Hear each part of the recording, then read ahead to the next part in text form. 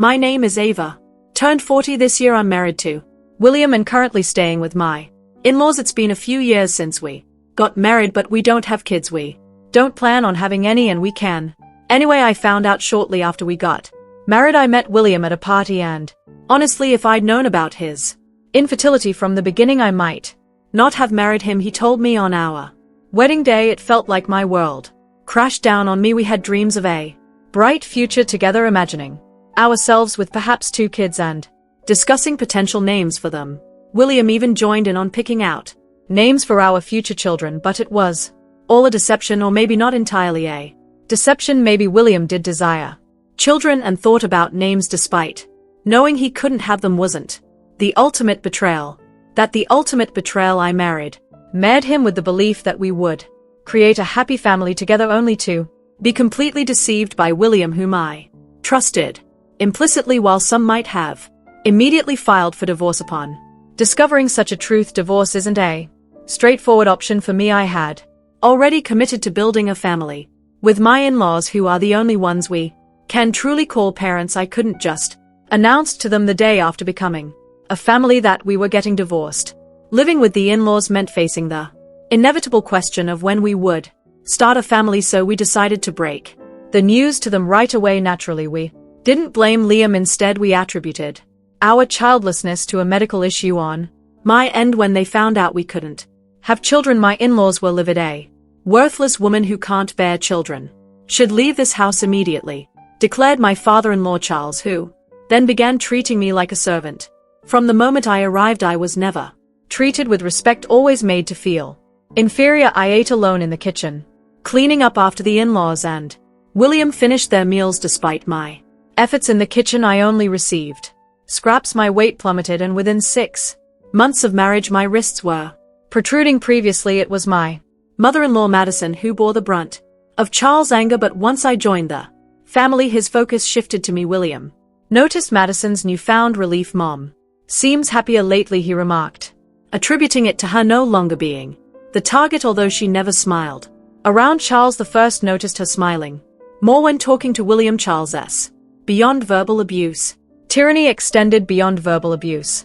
Once he learned we couldn't have children, he ordered me to work tirelessly from dawn to dusk. Since you're not fulfilling your role as a woman, at least be useful around the house, he demanded. I had always intended to work after marriage and was eager to leave the house as soon as possible, balancing chores, work, and arriving home before everyone else was challenging, but having a job with flexible hours helped. However, even when I returned early and completed chores, I never ate with the family or received praise for my cooking. Charles in particular often discarded my food without tasting it, deeming it unworthy. Neither William nor Madison ever objected or offered any support, despite my protests from in the kitchen. Meal times were usually silent affairs. I couldn't help but wonder if they truly enjoyed eating in such silence, but I can only observe them silently. I had no other option but to get along with my in-laws. I pretended to be friendly and played the role of a devoted wife. I couldn't pinpoint the purpose of it all, but as someone without parents, divorce seemed like an unbearable burden. Then Charles demanded that I hand over all my earnings for the household expenses. I had intended to contribute a portion of my salary, but Charles insisted on all of it, which seemed like an unreasonable demand. What's the point of working if I have no control over my own money? But speaking up was not allowed. Charles's the source of trouble. Decisions were final, and challenging him wouldn't change anything. It was easier to comply, keeping Charles in a good mood and avoiding the sorrowful looks from Madison and William. Ultimately, the main source of trouble in this marriage was Charles. Madison and William were not as much of a problem. It was Charles who oppressed and tormented me. It appeared that Madison used to handle the household finances, but it became my responsibility after marriage. Charles, isn't this too much for Ava? Madison dared to question. Shut up. Charles dismissed me. In his eyes, Madison and I were treated similarly as women. Our opinions were deemed worthless and not welcomed. I took over the household budget from Madison. When I first saw it, I was shocked, but after several years I grew accustomed to it, perhaps because there was another source of income. Charles started spending more extravagantly than before. It's for work, he claimed, increasing his nights out, and the 3 of them, excluding me, began taking trips during long weekends. They never used to act like this, but suddenly, everything changed. He still doesn't see me as part of the family, often referring to me as a burden or worthless to him. I'm just a maid who doesn't cost anything. In my 20s and 30s I could brush it off, sometimes even finding peace when Charles wasn't around, but as I neared 40, I couldn't stand his mistreatment any longer. It felt foolish and exhausting to listen to him and obey silently. I grew tired of being afraid of Charles and started standing up for myself. He didn't take kindly to that and gradually grew to resent me. This negative cycle continued to worsen, and recently, my relationship with Charles had deteriorated to the point where we hardly spoke. When he did speak, it was only to insult me. I would fire back, making the atmosphere at home unbearable. It had gotten so bad that he would demand I leave the house, but I refused to go quietly. Where do you expect me to go, knowing I have no family? I would retort every time. Charles would angrily slam his glass on the table, breaking so many that I lost count. Why should I have to deal with this? A woman like you shouldn't talk back. Madison and William would quickly exit the room, sensing another argument brewing. Once it reached this point, it became Charles' one-man show. You should be grateful to even be allowed in this house. Don't get too cocky, you leech, he would rant, his face turning red with anger. We've had this conversation 100 times. I sighed, tired of being yelled at. Normally, I would cave in and apologize. I'm sorry, was my usual response, but that day was different. You need to watch what you say, Charles. You're not getting any younger. It's time to calm down, I snapped back, sharply, feeling just as irritable.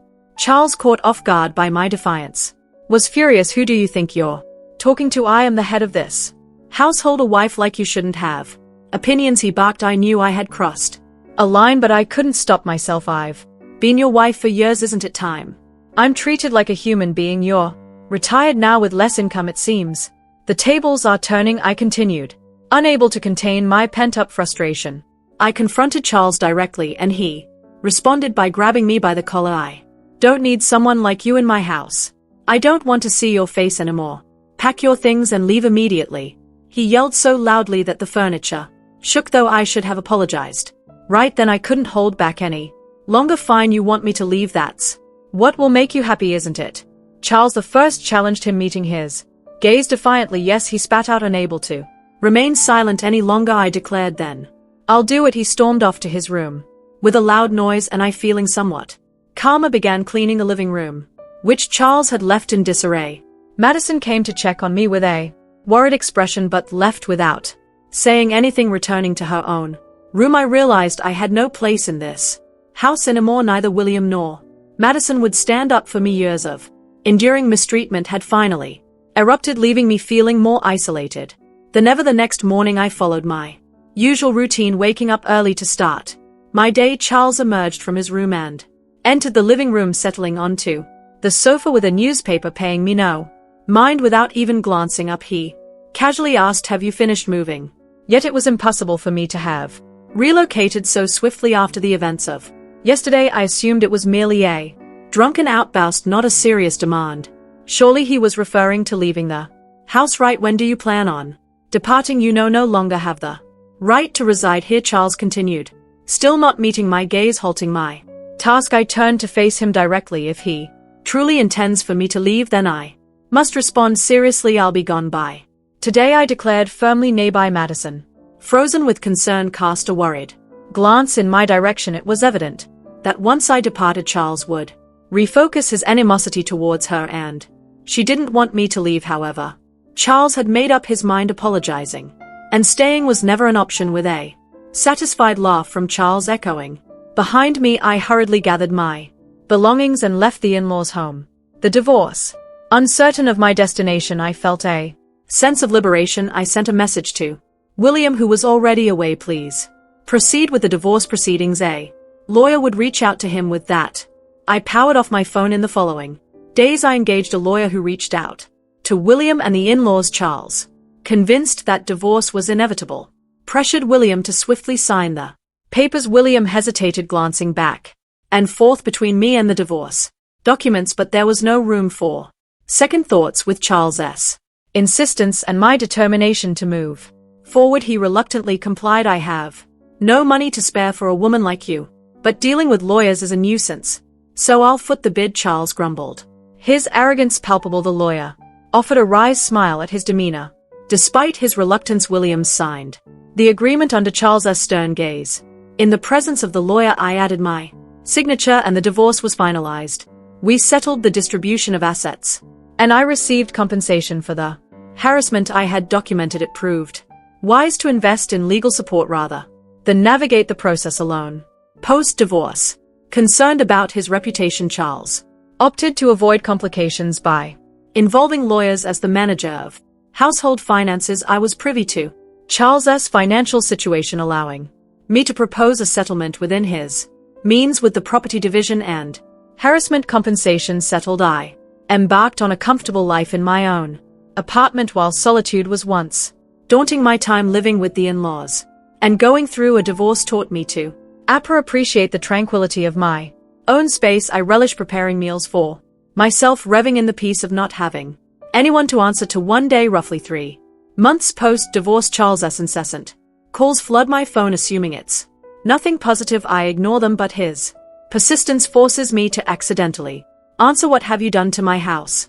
His voice reverberates loudly even without the speaker mode. Instinctively, I pulled the phone away from my ear. I haven't done anything. I simply left the house as you've instructed, I replied, defensively unsatisfied with my response. Charles continues to berate me. How can you claim you've done nothing? I'm receiving notifications about withdrawal issues since you left us. So his upset withdrawal issues about the withdrawal problems and blames me. I don't know. I didn't take any action.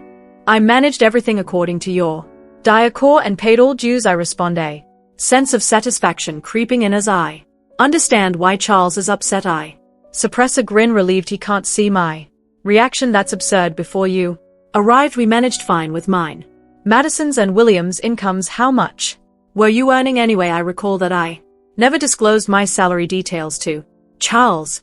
$445,000 take home, I reveal. Charles admits a noise akin to a squashed frog before falling silent. In reality, my job in sales at an investment trust firm primarily consisted of commission-based earnings contingent on the returns I generated for investors. However, much of advan due to Charles' extravagant spending. Nonetheless, I had wisely invested my inheritance, generating some additional income. It wasn't a substantial amount, but it helped cover living expenses. I relied on this income to purchase necessities, although during the property distribution only William's savings were considered. This was because only assets acquired during our marriage were subject to distribution, excluding the inheritance from my parents and its earnings. Since I utilized all earnings for household expenses throughout the marriage, I had no savings accumulated over the years.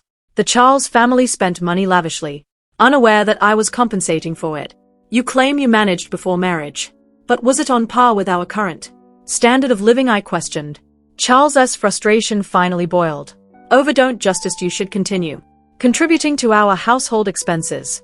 You're the one who caused this mess, so you must take responsibility, he retorted.